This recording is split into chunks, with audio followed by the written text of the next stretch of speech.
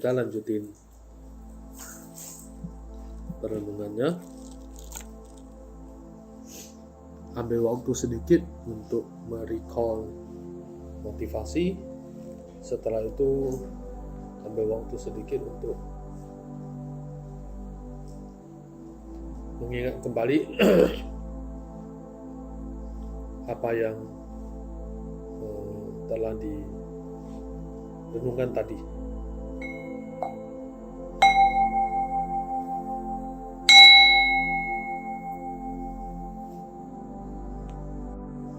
Apa tujuan topik ini? Tujuan topik ini adalah membangkitkan kesadaran di batin kita tentang bahwa spontan, realisasi spontan. Spontannya itu maksudnya apa? Spontan itu artinya otomatis tahu, nggak usah dibangkit-bangkitin, nggak usah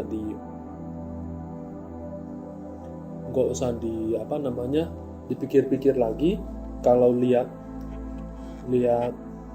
misalnya kita lihat orang kesusahan di sini atau ada orang tua datang, pasti spontan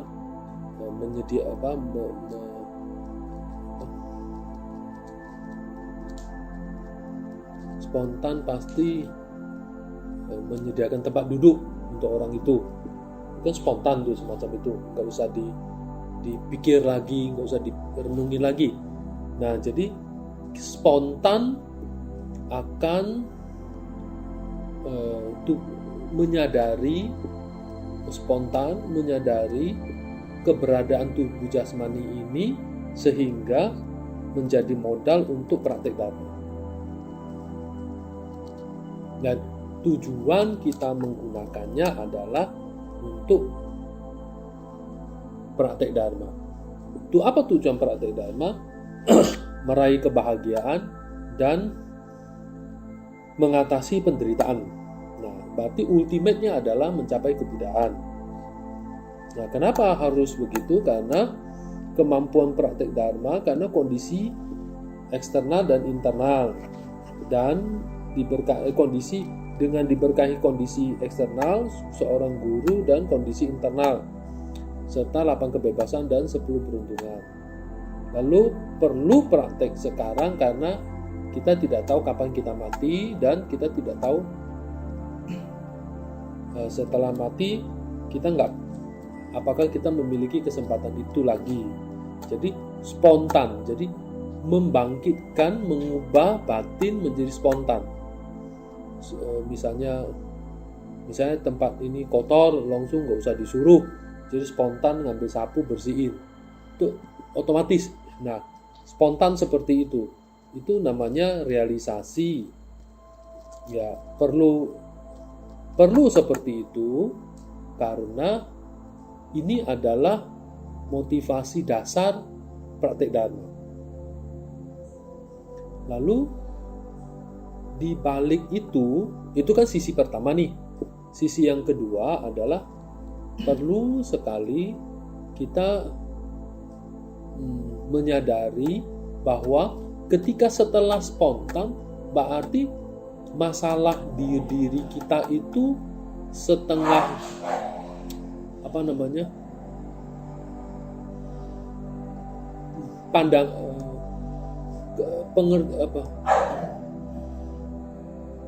masalah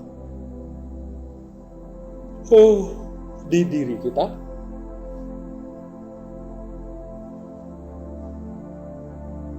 semacam pandangan-pandangan, pengertian tentang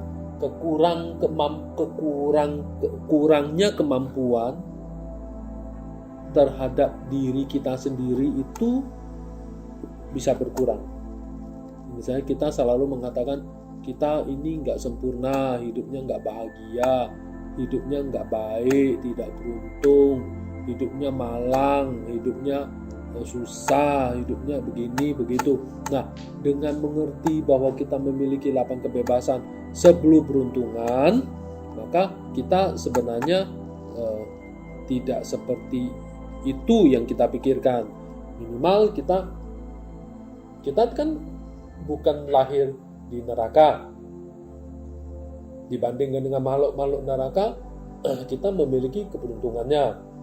Kita bukan makhluk-makhluk di alam setan kelaparan. Ya kan? Kita bukan makhluk-makhluk di alam setan kelaparan. Karena di setan kelaparan itu kan selalu lapar. Kita itu kan dan tidak dapat makan. Dan setan kelaparan, nanti di situ ada penderitaan alam-alam setan kelaparan, dibaca. Nah itu kan ada, tapi kan kita tidak demikian. Kita juga bukan binatang, karena di binatang itu ya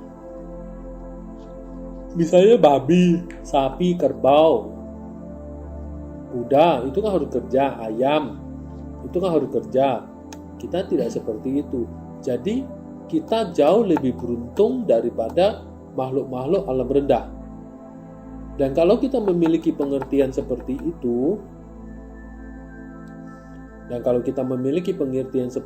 maka kita tidak selalu memandang hidup kita itu buruk.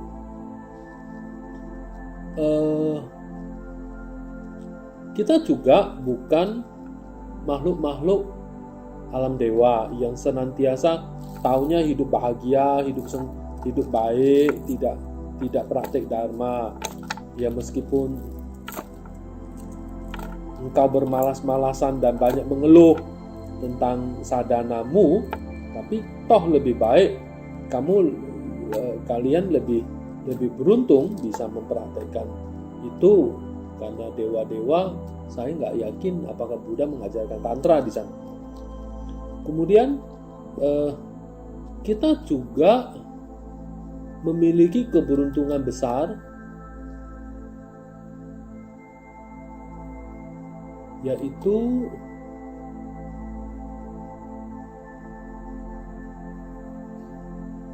kita berada di lingkungan yang menyokong praktek dharma kita, dan kita bisa praktek dharma di mana ajaran-ajaran Buddha ada.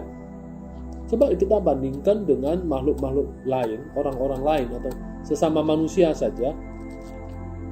Banyak orang yang mengalami luka-luka batin, yang menderita luka-luka batin, dan mereka tidak tahu cara mengatasinya, tidak mempunyai obat untuk mengatasinya.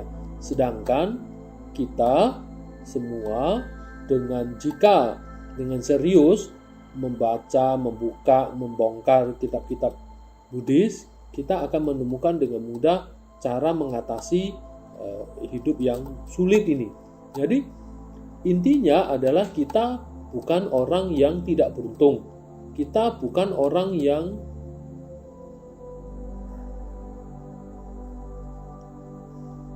penuh kemalangan, dan kita bukan orang yang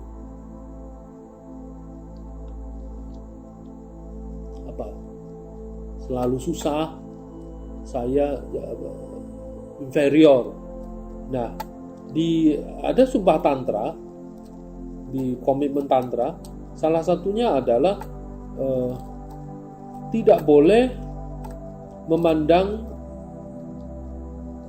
skanda ini, tidak boleh memandang inferior terhadap skanda kita, skanda jasmani, ya, nggak boleh, karena itu mematahkan sumpah dan itu pelanggarannya berat. Jadi juga nggak boleh menyia-nyiakan skanda ini, jasmani ini. Kalau kamu nyanyiakan, misalnya suka buat begadang, kayak beli jeruk ini begadang sampai jam 3, jam 4, nah itu dosa. Ngerti? Kenapa? Kurang tidur, dan kamu tidak jaga makan, ya, kayak tadi tuh, dia nggak gemuk, lebih gemuk daripada diri. Masih muda, 30-an something. Katanya gagal ginjal, gagal jantung, segala macam komplikasi, gula darah, yalah gemuk banget. Jadi tidak menjaga kesehatan, suka jajan yang enggak, itu dengan sadar, ya, saya mencampakkan tubuh yang berharga ini, itu adalah pelanggaran. Tapi bukan artinya terus harus merawat dia dengan baik. Jadi ini hal penting. Kemudian topik kelahiran manusia yang berharga ini adalah satu fondasi dari praktek Dharma. Ketika kita paham misalnya ya, ketika kamu orang yang ikut topik MLM, itu kan ada cerita pertama kali itu ketika kalian ikut coaching.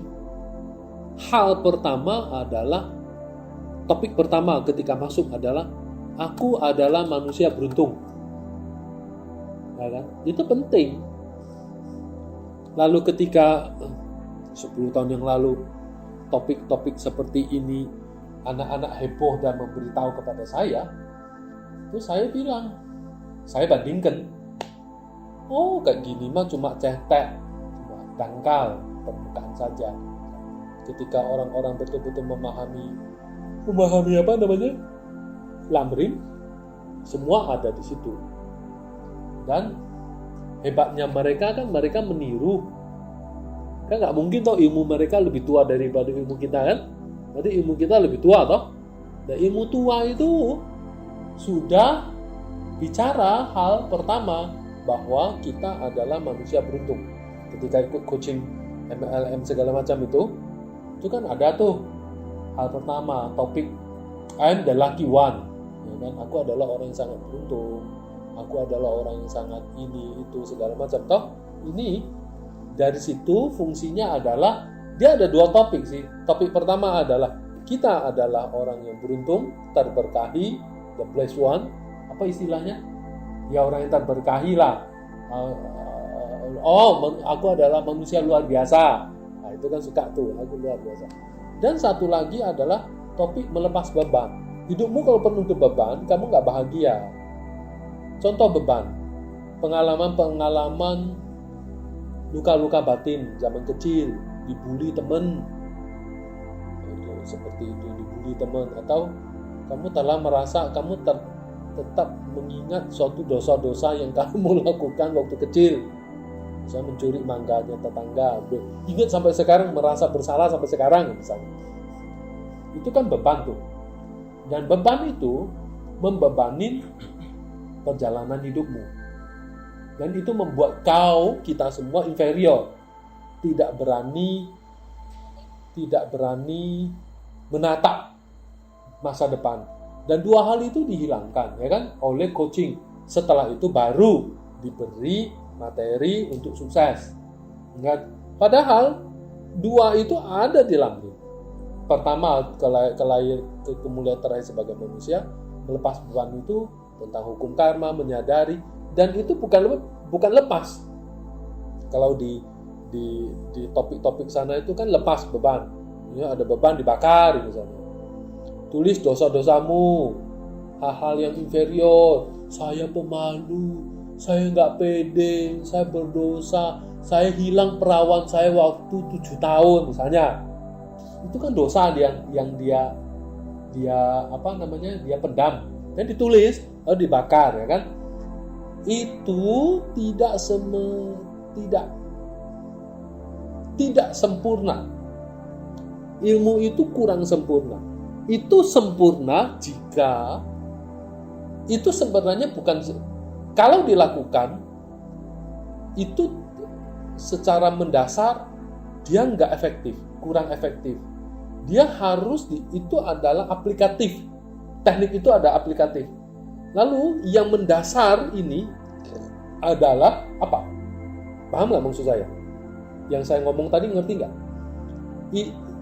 Teknik itu dia melepas beban. Itu adalah teknik aplikatif. Tidak ada fondasinya. Tidak ada fondasinya. Kalau dilakukan, sementara hilang. Tapi nanti ingat lagi, muncul lagi. Karena fondasinya nggak dilakukan. Kenapa fondasi tidak dilakukan? Nggak bisa fondasi itu dilakukan oleh orang-orang non-Buddhis. Nah, kenapa? Itu hukum karma. ketika kita belajar hukum karma, kita menjadi dong, oh iya, ini adalah karma baik, karma buruk, ya sudah, kita nggak komplain toh. Hal pertama ketika kita menyadari, mengalami penyadaran, kita akhirnya, oh gitu toh. Jadi tidak berontak, tapi terima dengan sempurna. Oh begitu toh. Misalnya ada orang suka kehilangan, misalnya kamu mengalami kerugian dicuri ya, 1 miliar, sampai kamu kere tinggal sebatang kara, baju sama kain aja udah, kolor pun nggak punya ya. Dia sangat syok toh. Datanglah pada Buddha bilang, apa yang kamu mau salahkan? Mau tahu sebabnya? Ada sebabnya. Apa mau tahu? Buddha muncul dengan kesaktiannya, munculkan gambar, lalu kamu lihat, dulu kamu curi dia, sekarang dia curi punya kau. Oke? 999,9 juta. Genepin 1M adalah kolormu itu. Kasih. Lalu setelah tahu, you komplain? You marah-marah? Gak bisa toh? Kenapa? Karena dulu aku mencuri. Jadi, kalau gitu siapa yang harus kamu salahkan? Diri sendiri kan? Ketika kita nggak mampu lagi menyalahkan diri sendiri, ya artinya apa? Terimalah, swap. Oke, terimalah, sudah selesai. Jadi setelah dia paham, terima dengan kondisi, konsekuensi seperti ini, dia terima, then all fine. Baru dia melakukan tindakan aplikatif. Apa? Menulis-nulis itu loh. Lalu bakar. Bebanku hilang, bakar, tak ada lagi. Itu aplikatif. Nah, contoh Doje Kadro semacam itu. Itu kan sama itu. Ketika engkau bakar-bakar itu kan sama dengan Doje Kadro. Atau Purif Namaskara, atau baca mantra wajah satwa. Apapun itu aplikatif. Itu berguna, bisa bekerja jika fondasi dasar ini paham, dasar teori ini paham, yaitu hukum karma, sebab dan akibat. Mau lebih jauh tentang itu, yang lebih besar dari itu, misalnya, itu kan kasus ya, satu kasus ya, itu kan satu kasus, paham nggak satu kasus? Satu kasus kecil dalam hidup kita, misalnya aku dibully, aku dipukul, berarti kehidupan lampau aku pukul dia, ya, aku dicuri, itu kan satu kasus ya, paham nggak?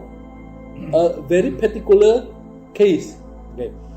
Lalu, in the same logic system, ketika kita menerima kenyataan bahwa, oh hidupku menderita, misalnya, hidupku menderita,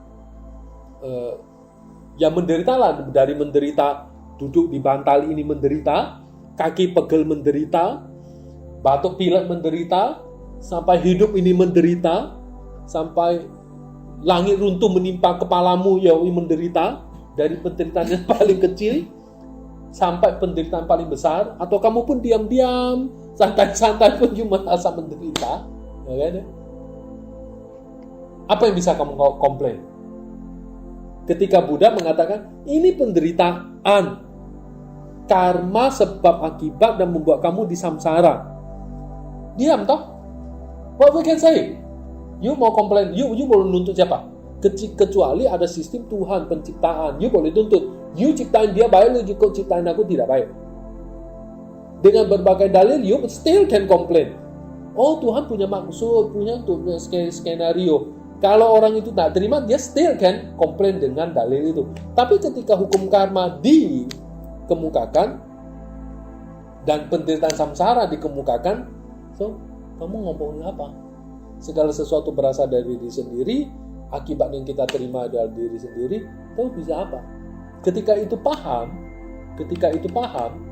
dua hal itu menjadi fondasi, maka balik lagi tadi bahwa kita melepas beban ini lepas, dan beban lepas, dan merasa kita ini sebenarnya di sini kan dia tidak mengatakan kamu tuh luar biasa. Di sini mengatakan you punya potensi berarti kamu tidak ditipu. Misalnya kita pergi ke coach yang apalah itu ya, di Buddhis tuh kan ada tuh luar biasa, manusia luar biasa, segala macam luar biasa. Terus saya bertanya, luar biasanya di mana? Kan harus ada satu dasar yang mengatakan kita luar biasa. Misalnya, oh kamu luar biasa karena kamu cucunya Bante Giri Rakito. Ya masuk akal ya, oh iya aku luar biasa. Atau kamu luar biasa, reinkarnasi dari Naropa. Oh iya masuk akal ya, aku luar biasa. Kan ada fondasi ini luar biasanya. Terus kalau nggak ada fondasi, kalau kita manusia luar biasa, itu luar biasanya di mana? Paham nggak? Paham nggak? Fondasinya itu tidak ada. Buddhis mengatakan kita manusia bukan luar biasa, tapi kita manusia yang kemuliaannya terlahir dengan sebenarnya sempurna. Kita punya potensi 8 kebebasan. 8 kebebasan ini bebas dari hal-hal yang membuat kita tidak bebas. Dan 8 keberuntungan, kita very beruntung. Kita bisa ini, bisa ini, bisa ini, bisa ini.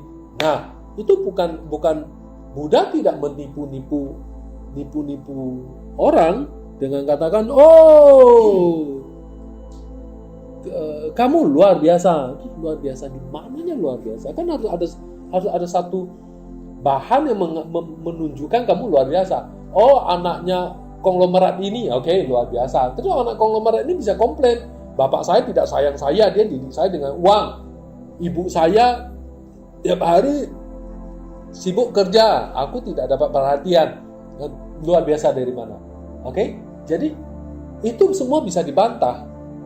Tapi 8 kebebasan 10 peruntungan itu tak bisa dibantah.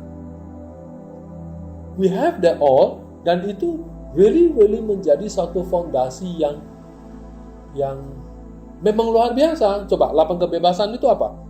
Dari hal 4 bebas tadi, 3 dan 4 dewa umur panjang. Dewa umur panjang, alam dewa. Alam dewa kan baik tuh, nyaman. Itu pun tidak bahagia. Bukan itu pun tidak beruntung.